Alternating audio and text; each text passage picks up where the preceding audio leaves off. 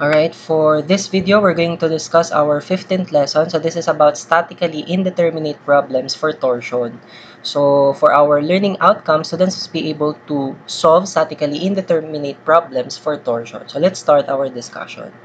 So a torsionally loaded shaft may be classified as statically indeterminate if the moment equation of equilibrium applied about the axis of the shaft is not adequate to determine the unknown torques acting on the shaft.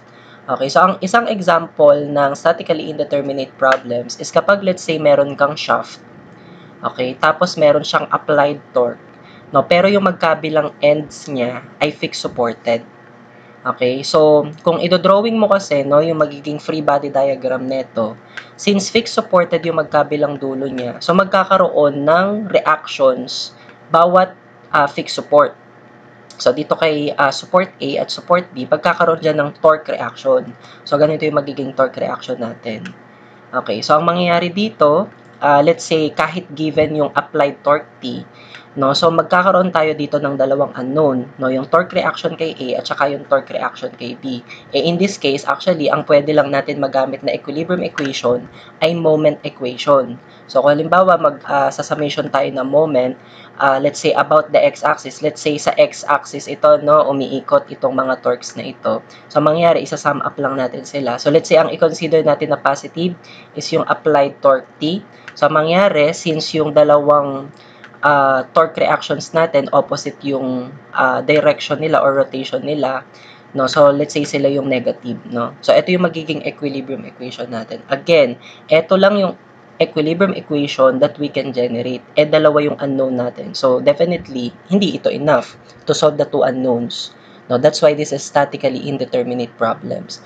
So, dahil statically indeterminate ito, kailangan natin mag-generate pa ng isa pang equation. So, saan manggagaling yung isa pa nating equation? So, manggagaling yan sa compatibility. Okay, or kinematic condition. So, paano yung magiging compatibility natin dito? The compatibility requires the angle of twist of one end of the shaft with respect to the other end to be equal to 0 since the end supports are fixed. Therefore, yung angle of twist nung let's say end A with respect to end B, it will just be equal to 0. So, kumbaga, no, kung alalahanin mo yung sa statically indeterminate problems natin for axial deformation, yung compatibility equations natin doon or equation nanggagaling sa pag-analyze natin nung nangyayaring displacement or deformation in terms of delta. Kasi nga, axial deformation siya. So, axial deformation yung ina-analyze natin doon. Ngayon, dito sa torsion, ganun din yung panggagalingan ng compatibility natin. Manggagaling siya sa deformation. Ano ba yung deformation natin for torsion? Diba, ang deformation natin dito ay angle of twist. No, so kumbaga we have to analyze yung mangyayaring angle of twist. So in this case, yun nga, kung itutuloy natin, no, yung natin, discussion natin. So kumbaga ito, ang sinasabi dito, kahit na meron tayong applied torque, okay, to twist this shaft, dahil fixed supported yung magkabilang dulo niya, mapipigilan yung pag-twist. Kaya nga ang mangyayari, yun nga, yung magiging angle of twist sa isang end niya with respect to the other end, mag-i-equal sa 0.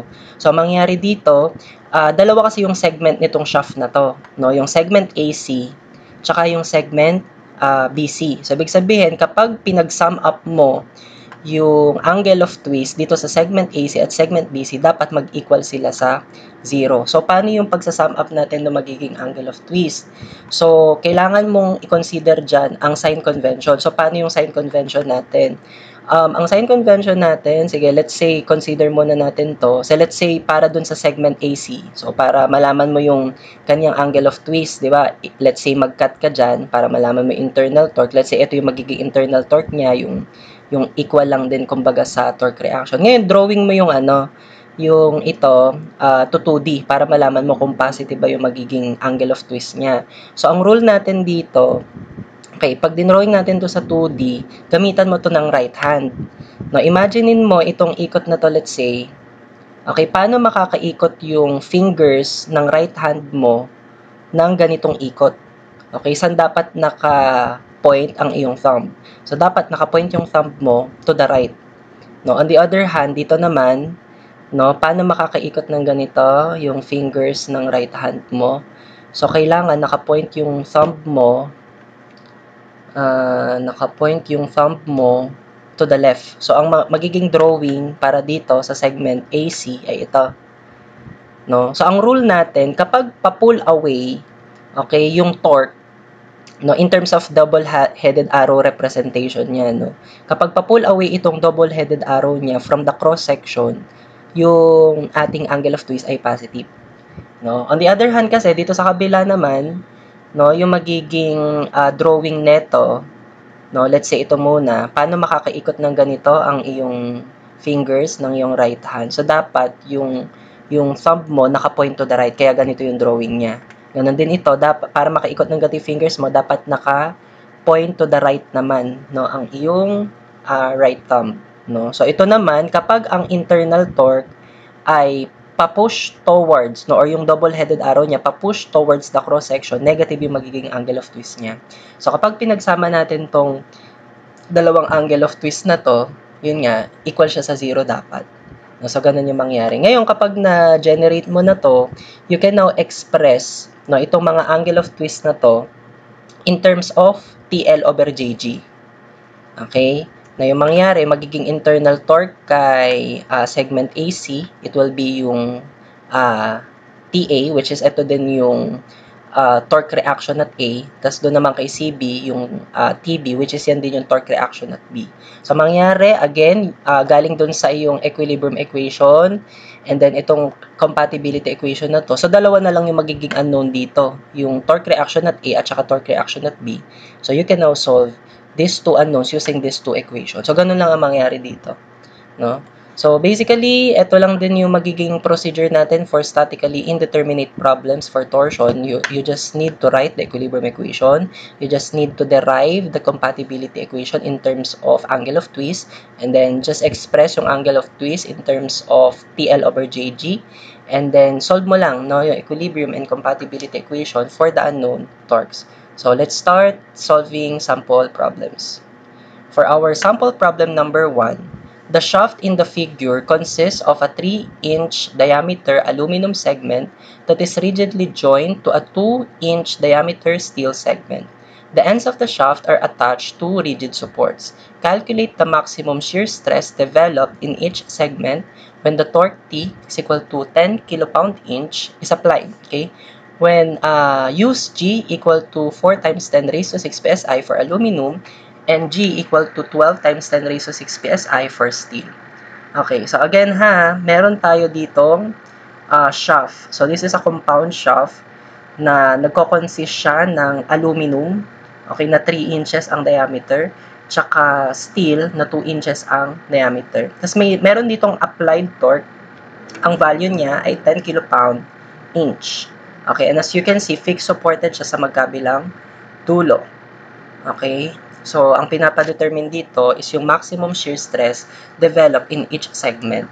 So para makuha actually natin yung shear stress or maximum shear stress sa bawat segment, kailangan muna natin yung internal torque, no, sa bawat segment. Pero para malaman natin yung internal torque, no, kailangan muna natin malaman yung reaction torque or torque reactions dun sa magkabilang support kasi dun lang din siya manggagaling. Okay, so obviously this is statically indeterminate problem, no, kasi nga kapag dinrawing natin yung free body diagram neto, so again meron tayong applied torque, so magkakaroon tayo ng torque reaction dito sa fixed support dito sa kaliwa. So ang magiging direction ng torque dito opposite nung nung applied torque. So, kung pag ganyan yung ikot ng applied torque, okay, yung magiging reaction torque or torque reaction, let's say pag ganyan. So, pangalanan ko na lang to na TA. Okay, ito namang sa kabila, ganun din, magkakaroon dito ng reaction, no? So, opposite din nung applied torque natin. So, pangalanan ko na lang to na TB. Okay, ang magiging equilibrium equation natin dito, let's say mag-summation tayo ng moment. Okay, let's say itong mga torque na to umiikot about the x-axis. So, summation ng moment na lang about the x-axis equal to 0. So, ang gawin ko na lang positive dito, let's say yung mga, pwede rin naman yung torque reactions, no? Tapos ang i-negative ko na lang yung applied torque. O, sige, so gawin natin. So, since pareho ng rotation yung dalawang torque reaction. So, sila yung magkamuka ng sign. Okay? Tas yung applied torque, since opposite ang kanyang rotation, so let's say negative T. Oh, by the way, meron na tayong value ni applied torque. Lagay na natin siya dito. So, siya ay 10 kilopound inch. Gawin ko siguro tong pound inch, no? So, gawin ko tong 10,000, okay, pound inch. So, equal to 0. So, ito lang yung equilibrium equation na pwede nating ma-generate. So, kailangan nating mag-generate pa ng another equation. Manggagaling siya sa compatibility. So, ang magiging compatibility,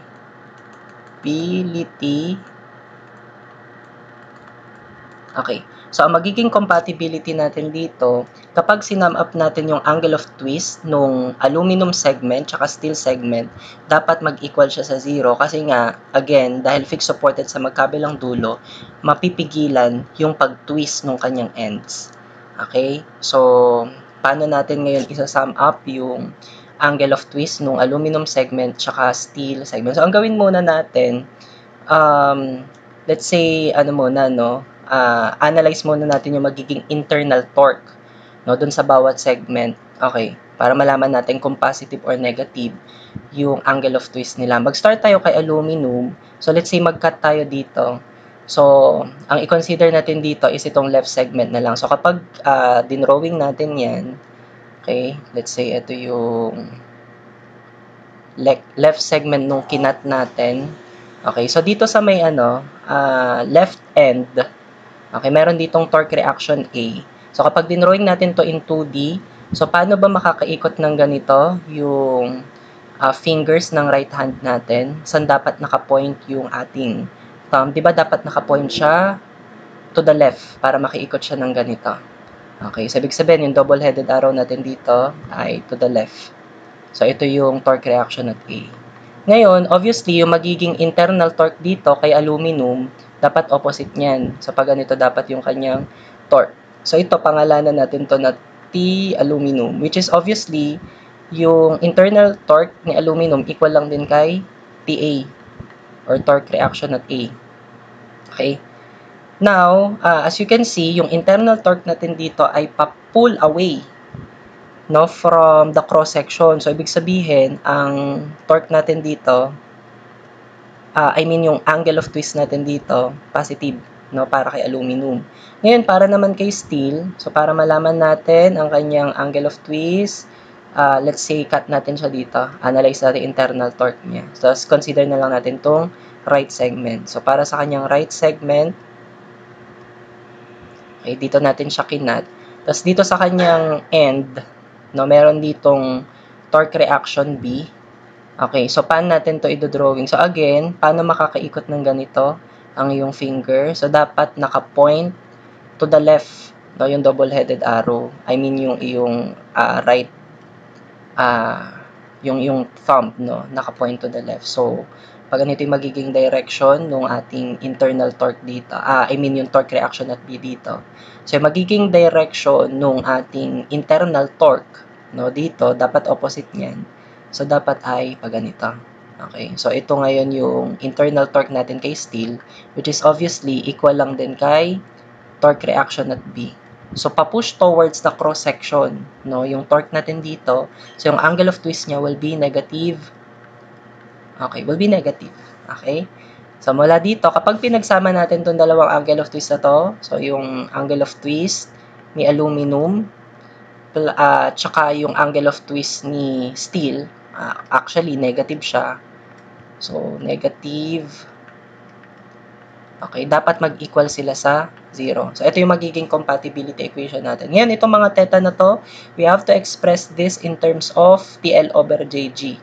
Okay, para kay theta, aluminum, ang kanyang T or internal torque is yung TAL, which is yun nga, equal lang din kay TA. So, yun yung ilagay natin. Kasi yung equilibrium equation natin naka in terms of TA at saka TB. So, yun yung gagamitin din natin dito. So, TA, ang kanyang length, ano ang length ni aluminum segment? Siya ay 6 feet. So, ito ay times 6 feet. Ngayon, multiply natin to ng 12 by 12 para maging inches. So, TL over J. Ano yung J ng aluminum natin? Sige, so in terms of diameter na lang, so pi over 32, tapos ang diameter ay 3 inches. Ito ay naka-raise to 4. Okay, ngayon ano yung G ng aluminum? Given ang G ng aluminum, siya ay 4 times 10 raised to 6 psi. So times 4 times 10 raised to 6, so naka-pound per inches square tayo. Okay. Now, para naman dun sa may steel natin, so minus, ang kanyang T is, ito nga, yung internal torque niya na TST, pero equal lang din naman yan kay TB.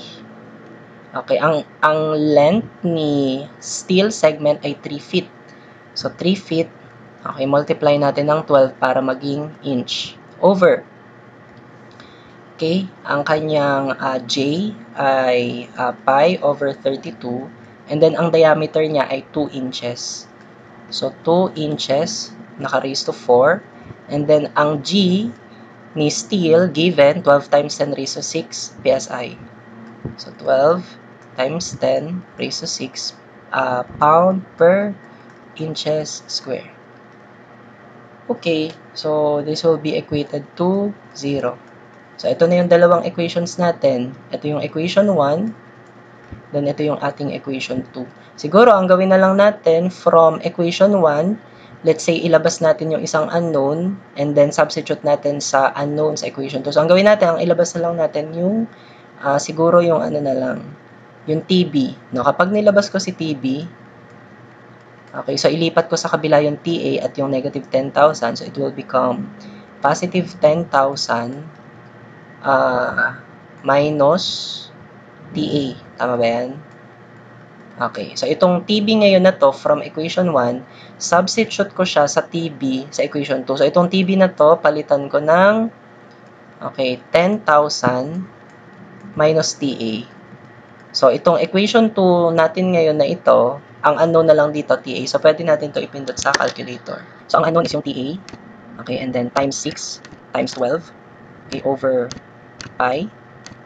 Okay, over 32 times 3 inches to the 4th, okay, times 4 exponent 6, okay, minus, okay, ngayon, ano mo to, i-parenthesis mo to ha, kailangan ikulong mo yung 10,000 minus TA, okay, times 3 times 12 over pi over 32 times 2 to the 4th, okay, times 12 exponent 6, so alpha equal to 0, okay, shift solve natin, ang lalabas ngayon dito is TA, so yung TA natin is 4576.27119. So, ito ay torque. So, ito ay pound. Ang units natin ay pound-inch. Okay. So, ito ang ating TA. Ngayon, yung TB, from equation 1, substitute mo lang yung TA dito. So, you can solve for TB. So, this is just 10,000. Okay, minus yung TA, which is yung answer, recent answer. So, yan ay 5423.72881. Okay, so ito ay naka-pound inch din. Okay, so hindi pa to yung mga pinapahanap. Again, ang pinapahanap, maximum shear stress developed in each segment. So, unahin natin yung para kay segment aluminum, no? Aluminum segment. Aluminum. Okay, ang magiging maximum niya na shear, again, yung ating maximum shear, generally, ang formula natin ay TR over J. So, radius na yung gamitin mo, no? Kasi nga, maximum. Okay? So, para kay aluminum, diretso ko na, no? Ang kanyang internal torque kay aluminum, again, is yung TA, which is 4, lagay natin, no? Ito yung internal torque kay aluminum. Yung TB naman, yung internal torque for steel, no? Sige. So, ang ating internal torque per aluminum ay 4576.27119 pound-inch. Okay. Tapos, ang radius ni aluminum, 3 inch ang kanyang diameter. So, 1.5 inch ang kanyang radius. Over. Okay. Ang J ni aluminum ay pi over 32 times diameter niya na 3 inches, tapos naka-raise to 4. Okay, ang ating tau max para kay aluminum ay 4 576.27119 times 1.5 over pi over 32 times 3 raised to 4. So, ito ay 863.21. 863.21.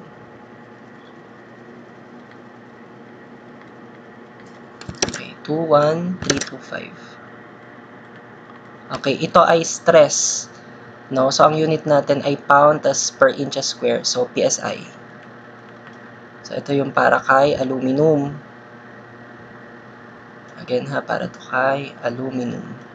Okay, now para naman dun sa steel. Okay, para sa kanyang tau max, ang kanyang internal torque ay 5423.72881 and then ang kanyang radius ay 1 inch dahil ang diameter niya ay 2 inches over ang J niya pi over 32 and then ang kanyang diameter ay 2 inches so naka-raise to 4. Okay, so we can solve for its tau max 5423.72881 times 1. Sige, kahit din naman natin yung isama actually. So pi over 32 times 2 to the 4. So ito ay 3452.853. Okay. So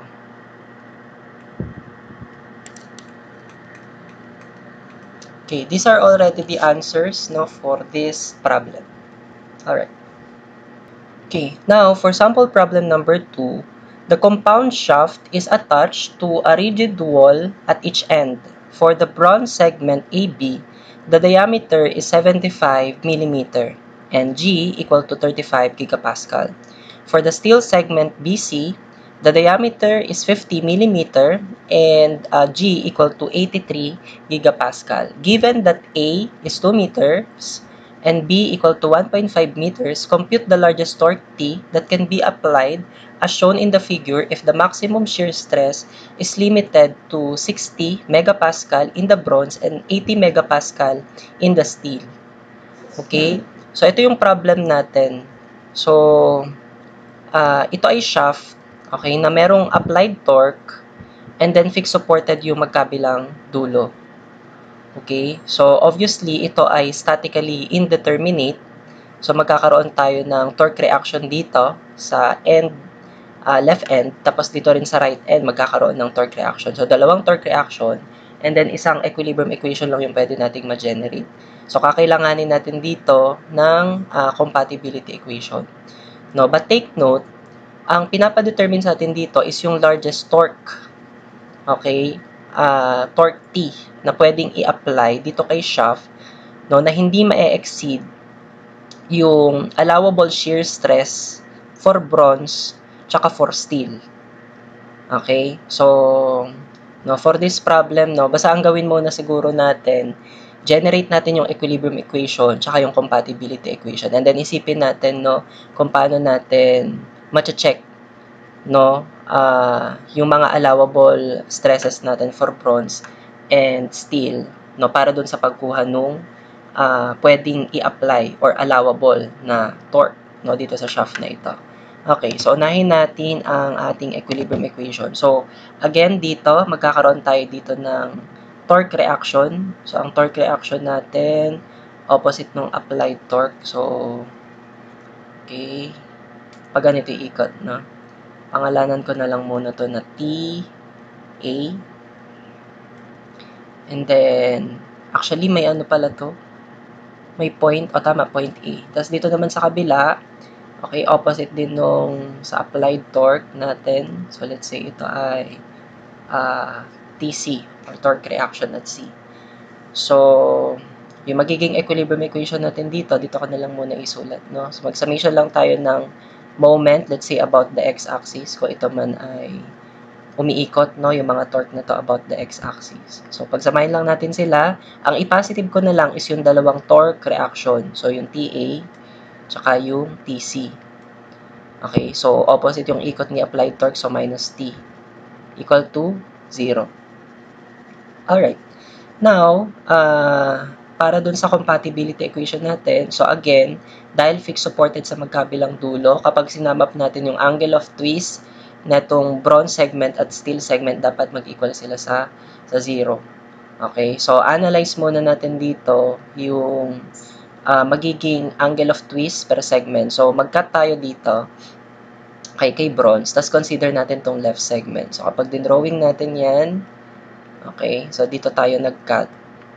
Okay, ang ano natin dito, torque reaction TA natin dito, kapag din-drawing natin to in 2D, kumbaga double-headed arrow, so paano ba sa right hand natin, no, paano ba makakaikot yung fingers natin ng ganitong ikot? No, saan dapat naka-point ang ating thumb? So dapat naka-point yung thumb natin to the left.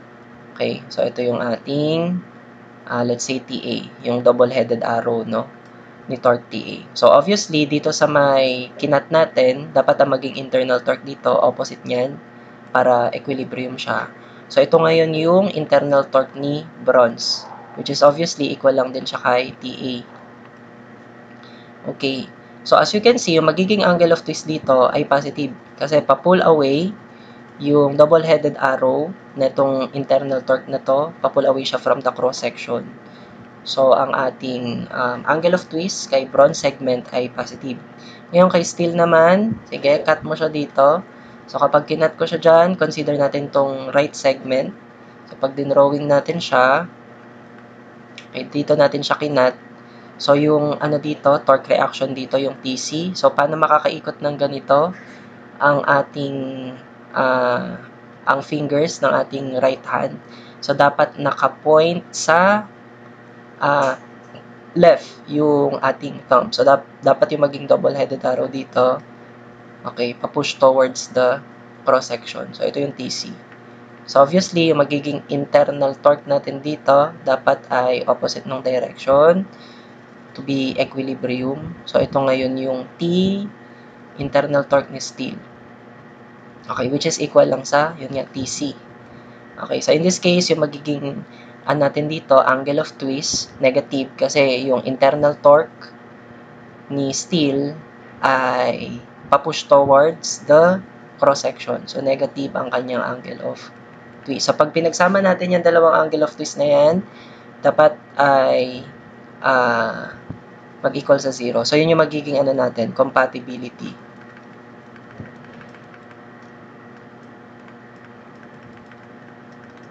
Okay?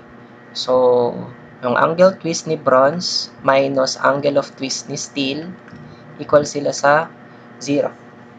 Okay.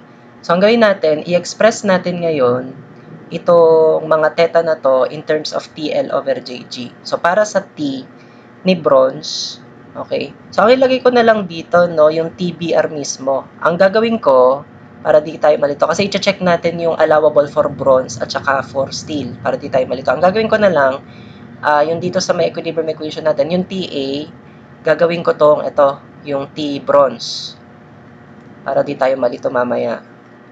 Okay. Plus, yung TC, actually, ito yung TST din, equal din siya dun sa internal torque kay steel. Minus T equal to 0. Okay, so dito yung TBR yung gagamitin ko. So TL, ang length ni bronze ay yung given A. Ang given A ay 2 meter. So gawin ko siyang millimeter. So 2,000 millimeter. TL over J. Ang J naman, okay, ano ang J ni bronze? Given yan. Hindi pala. Ano yan? Yung polar moment of inertia pala. So pi over 32 times ang kanyang diameter ay 75 mm. So, ito ay naka-raise to 4. Tapos, ang G niya, ito yung given. Ang G ni bronze ay 35 gigapascal. So, gawin natin megapascal. So, 35,000 megapascal. Ang megapascal ay Newton per millimeter square. Okay. Minus, yung para dun sa ating steel, ang kanyang internal torque ay yung TST. And then, yung kanyang length is yung given na B. Ang B ay 1.5 meter. So, 1,500 millimeter. Over, ang kanyang J ay pi over 32. Ang diameter niya ay 50 millimeter. So, 50 millimeter to the fourth. Okay, tas yung G ni steel, given siya ay 83 gigapascal. So, gawin natin 83,000 megapascal. Yun ay Newton per millimeter square. Okay, so this is equal now to 0. So, paano yung gagawin natin dito? Siguro ang gawin natin, itong ano na to, simplify natin sila, itong equation 2. By the way, yung equation 1 natin is yung equilibrium equation. Ito ngayon yung compatibility equation natin. So, isimplify natin ito. Okay, so ang gawin natin, pindot natin sa calcu. Okay, so simplify natin siya. Let's say for TBR, diba yan ay 2,000 over pi over 32 and then 75 naka-raise to 4. Okay, times 35,000. Okay, tama no, 2,000 by 75. Okay, so ito yung kanyang simplified form. 1.83957 times 10 raised to negative 8. So, sulat ko siya dito. TBR okay, for bronze. So, simplify din natin yung para dito sa TST. So, yan actually ay 1.5 over 5 over 32 kasi ito ay 50. And then, 83,000. Okay, so this is 2.94533. Ito ay naka-times 10 raised to negative 8 TST equal to 0. So, ang gawin ko dito, kunin ko yung relationship ni TBR at TST. So, ang gawin ko, lipat ko sa kabila si TST. So, magiging positive 2.94533 times 10 raised to negative 8 TST yan. Tapos, divide ko sila both sides by 1.83957 times 10 raised to negative 8 para malaman ko lang yung relationship ni TBR tsaka ni TST. Sige, gawin ko. So, siguro store ko yung mga values pala dito para complete decimal places, no? So, store ko to kay A. Okay. And then, ito naman, let's say, store ko na lang siya kay B. So, ang mangyayari, itong 2.94533, okay, let's say, nilipat ko na yan dun sa kabila. So, i-divide ko siya by 1.83957. Okay. So, ang relationship ni TBR at TST ay TBR tapos equal sa 1.60109. Okay, TST. Okay, ganito ang gagawin ko ngayon. Itong na to, TBR in terms of TST, isa-substitute ko siya kay equation 1. So, ang kakalabasan niya, sige, sulat ko ha. So, ito na lang. Based on steel ang mangyayari. No? So, yung TBR sa equation 1, palitan ko nito. So, it will become 1.60109 TST. Okay, plus TST minus T equal to 0. So, ito ay in terms of TST. No? So, pwede kong pagsamahin yung dalawang TST. So, ano lang to? 2.60109 TST minus T. So, ngayon, kailangan ko i-solve yung T based dun kay steel. Ngayon, ito ha, may binigay na kumbaga, allowable stress or maximum shear stress para kay steel. So, ang binigay para sa kanya ay ano yan? So, 80 megapascal. No? Eh, di ba, ang pag-compute natin ng tau max, yan ay T-rho. Okay, para sa steel to, no? T-rho or TR na lang kung maximum over J. So, ito ay TST times yung radius ni steel. Ano ang radius ni steel? 50 ang diameter niya, so 25. Over yung kanyang J. Ano yung J niya? Pi, ano yan? Pi over 32. Okay, ang kanyang diameter ay 50 mm. Naka-raise to 4. Itong tau max siguro palitan ko na ng yung value niya na 80. So, yan ay 80 megapascal, so Newton per millimeter square. Again ha, yung tau max, ano lang yan, T R over J. Sige. So, ngayon, ang mangyari dito, itong TST ngayon na to, substitute ko dito sa TST na to. So, mangyari, this will become 2.60109. Tapos yung TST natin, i-cross multiply ko to. So, this will become 80 times pi over 32. Okay, times 50 millimeter to the fourth. Okay, over 25 mm. Tama ba yan? Oo. So, TST kasi no? Yung kailangan natin. Sige. So, anong mangyayari dito? So, minus t equal to 0. So, we can now solve for t. Okay. Lagyan ko lang to ng division dito para hindi ka malito. Ayan. We can now solve for t. Okay. So, solve natin yung t. Pindot natin sa CalQ. 2.609 60109 okay, times 80 times pi over 32 times 50 to the fourth, okay, over 25, okay, minus yung unknown na t, alpha equal to 0. So, shift solve natin. Ang t dito ay okay, 5107228.272. So, ito ay naka-Newton millimeter. So, pwede ko to gawing, let's say, 5.10723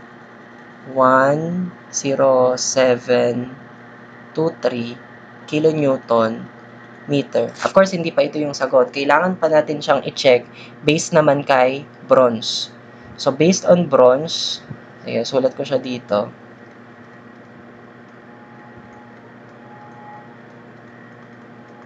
Okay, ngayon, kunin mo naman yung relationship ni steel in terms of bronze. Oo. So, ang gawin ko dito, so, ang ilalabas ko naman si TST. So, mangyari, kanina ang in-store ko kay A is yung 1.83957, di ba?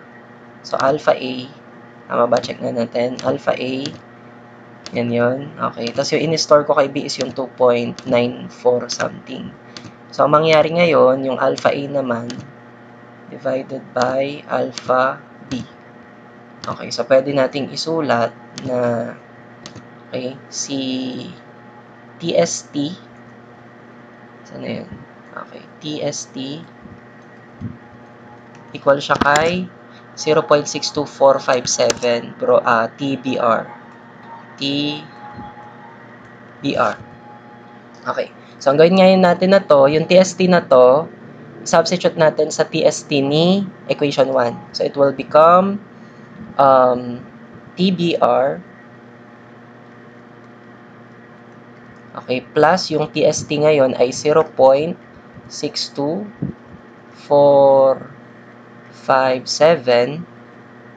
okay, TBR minus T equal to 0. So, in this case now, kapag pinagsama natin yung TBR na to, it will become 1.62457 TBR minus T equal to 0.